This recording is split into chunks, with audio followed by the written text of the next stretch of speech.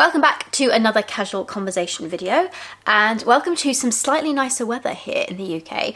July mostly has been a bit of a disappointment when it comes to weather. It's actually today's the 1st of August where I film this, but like last month it was just like a real mix. So a lot of it was rainy or it was cold.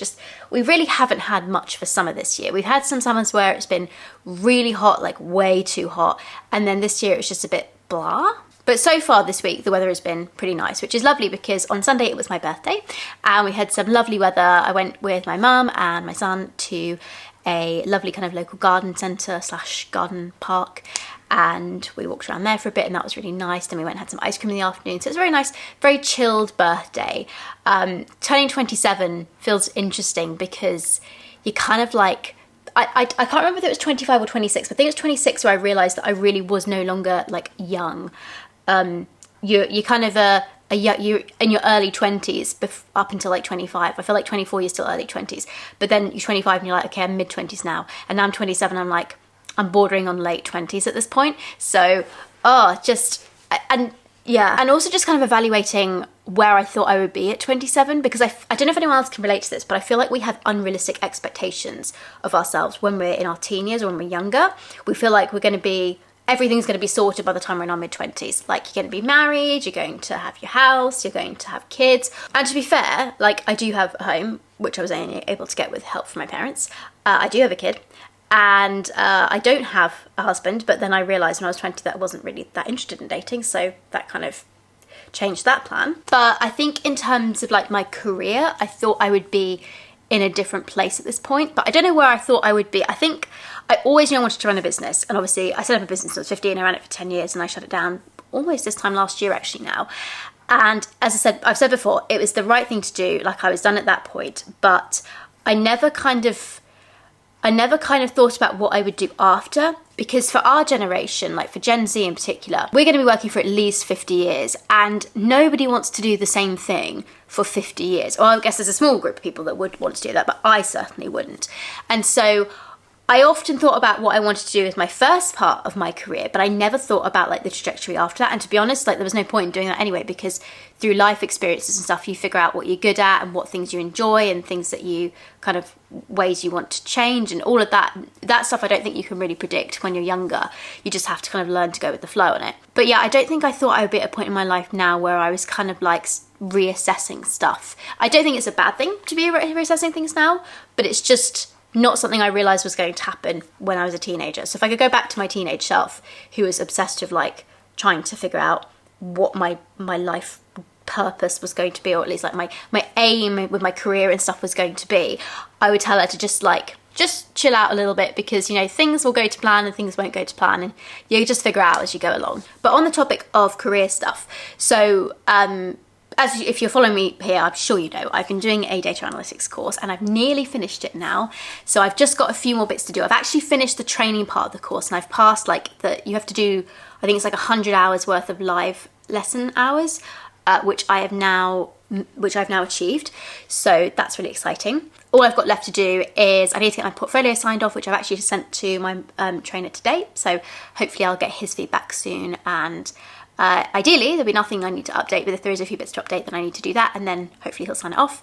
And then I just need to finish some of the self-directed modules that I need to do myself. I have had quite a few questions from people about this course actually, so I am planning to do a video on it. So if you have any questions specifically you want to know about, but anything to do with the course, to be honest, let me know in the comments and I will make a list. I want to fully like finish the course and, you know, have passed it, got my certificate, etc., before I then do a video on my experience of it and, you know, certain areas of it. But if you have anything you want me to cover in that video, do let me know down below. So yeah, I'm kind of feeling like a mix of emotions at the moment, because on the one hand I'm really pleased to be finishing it and I'm like proud of myself for doing this course and stuff, and on the other hand the job market at the moment is just horrible in the UK in particular. I don't know what it's like elsewhere, but over here it's just like so many people applying for the same roles. And also because I'm career pivoting, that's quite tricky to do. One of the things I've realised since I started applying for jobs is that actually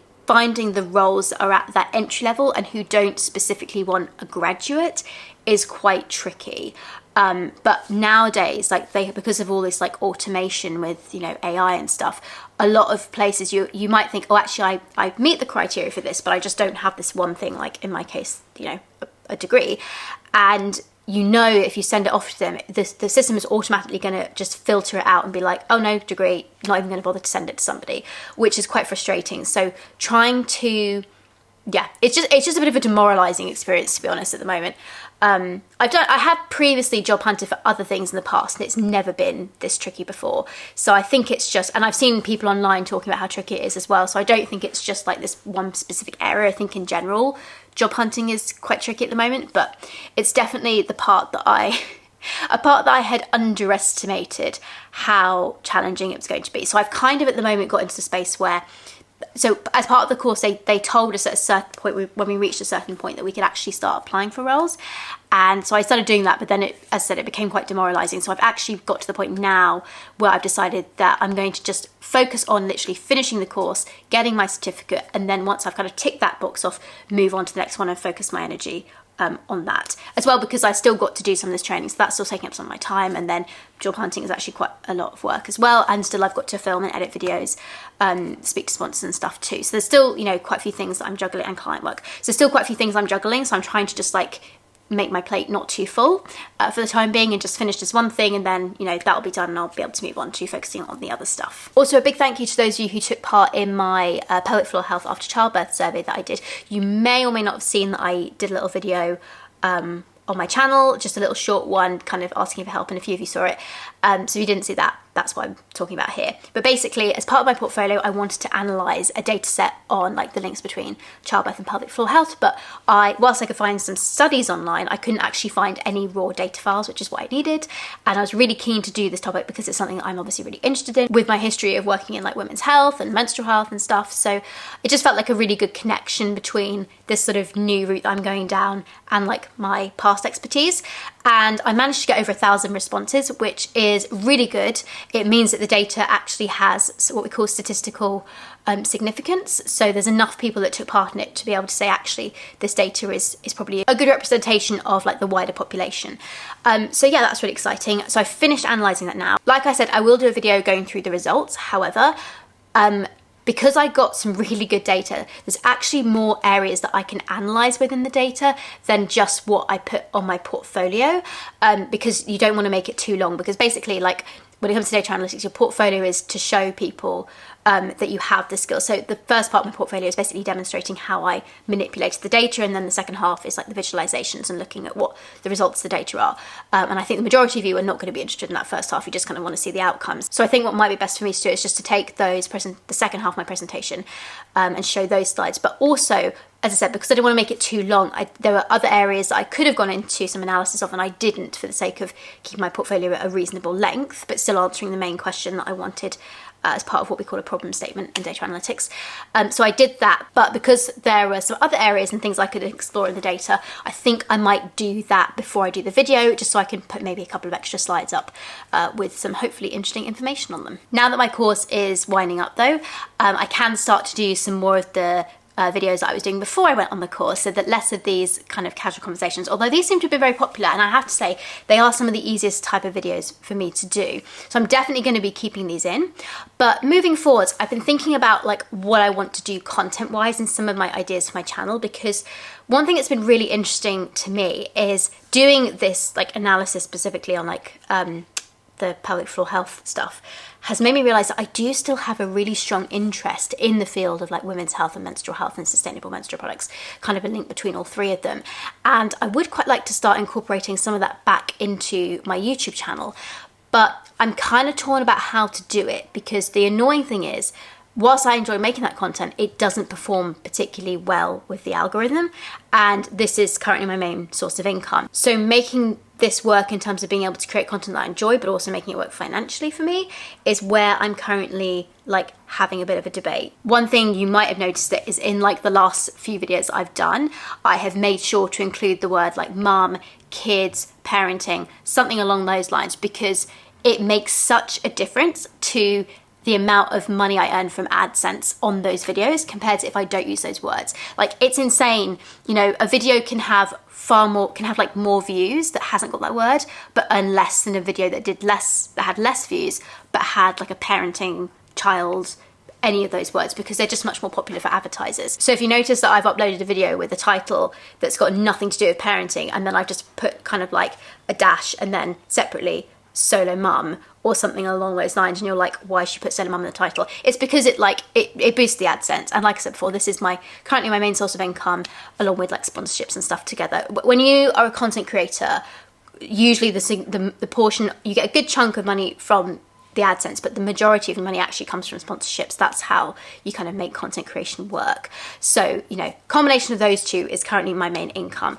But obviously being able to boost the ad incomes wherever possible is important for me. So if you see it in the title, bear with me. It's just because it just helps the algorithm perform better. So I'm thinking what I'll probably do is just like a trial run of a video of something to do with like reproductive health, and upload it, and then obviously put like solo mum or something also in the title separately, so that it has that there, and see if the algorithm likes it better doing that. And hopefully if it performs okay, then I can kind of continue doing that, because I really want to. It's just a hard way up of like things that you're actually interested in versus things that are actually going to pay the bills. But I mean, that's life really, isn't it? So that's one aspect of my channel that I'm kind of currently toying with in my mind about changing the direction. So it's still definitely going to be talking about solo parenthood and everything that I've been talking about on here, but I'm just kind of wanting to add extra bits of content and different types of content in, so that it's a bit more diverse and just a bit more interesting, hopefully, for you guys that watch it. The other thing that I'm currently toying with is the setup of my memberships for my channel, because I currently have one type of membership, which is the $1.99 a month membership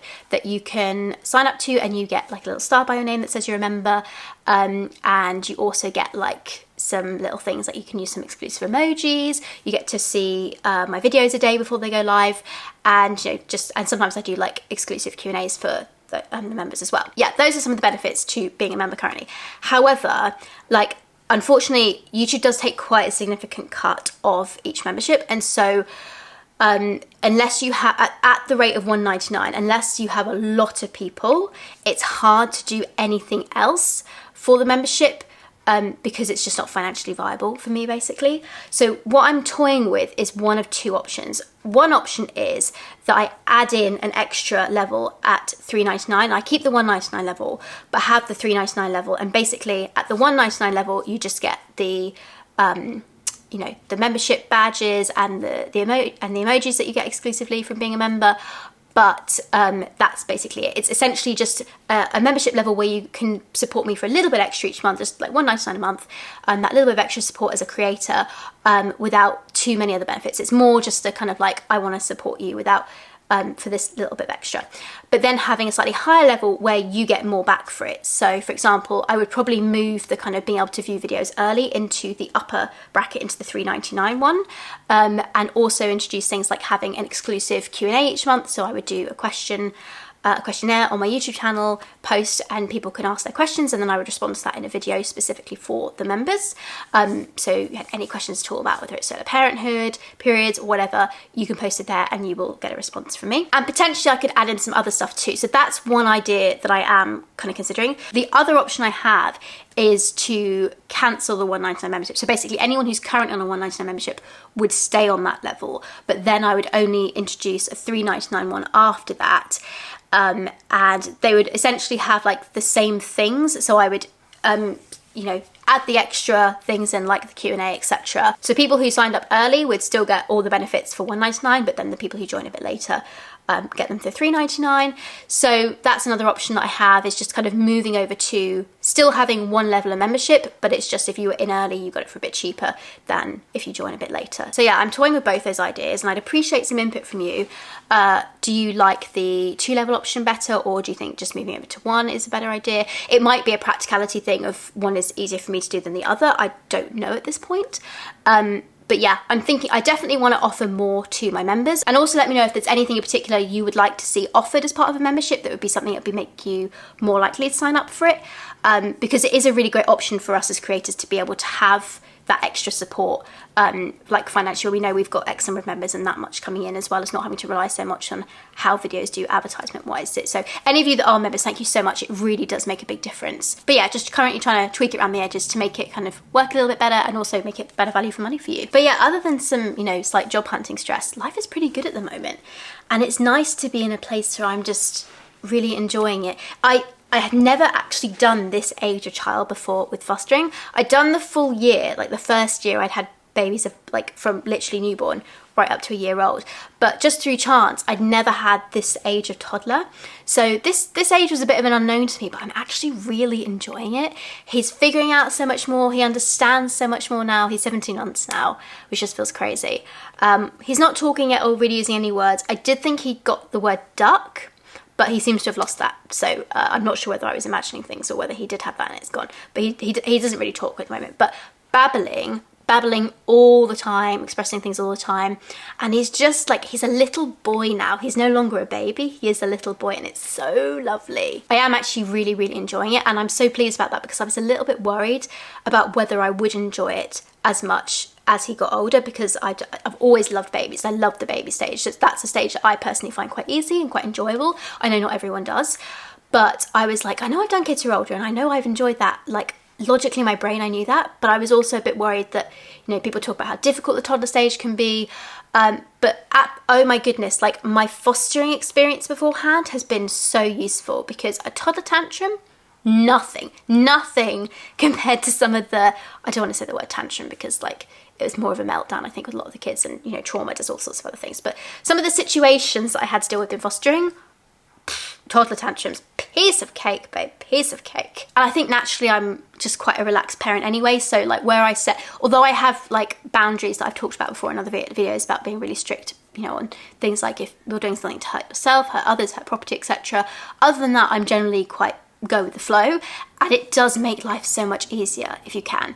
And just setting things up to be as toddler friendly as possible also has really helped, so that's good. So yeah, I'm currently just finishing up this course, planning like my content strategy going forwards and like any tweaks I want to make, etc.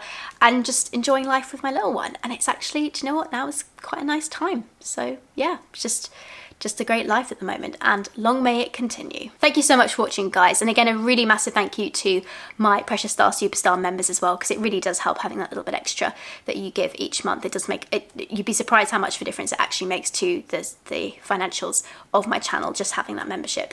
I know I've asked for a lot of things to be commented on today, but if you do have comments on any of the things I've mentioned in this video, do please leave them down below. I do always try and skim through them where I can, and if you're a member, by the way, as well, you get high priority for responding to comments too. Let me know any other topics you want me to talk about in my casual conversation videos going forwards, and I will see you guys next week. Bye everyone, hope you're having a great, wonderful day wherever you are in the world.